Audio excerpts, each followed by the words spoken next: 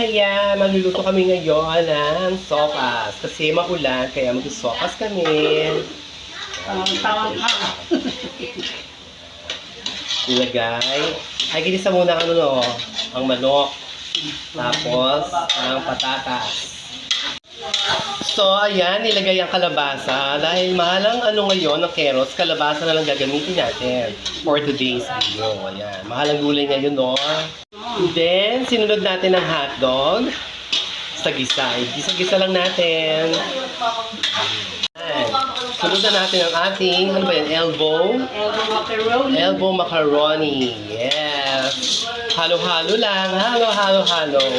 Yan, lagyan natin ng water para sa sabaw natin. Ayan, malambot ang ating elbow macaroni. So, ilagay na natin ang ating repolyo. Ayan. Ayan.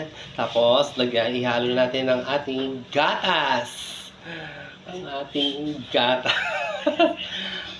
Ayan. Yummy. Yes, luto na siya ang ating sopas. Sopas tayo kasi maulan ngayon, kaya magsusopas. Ayan. Nagsaano nga kami.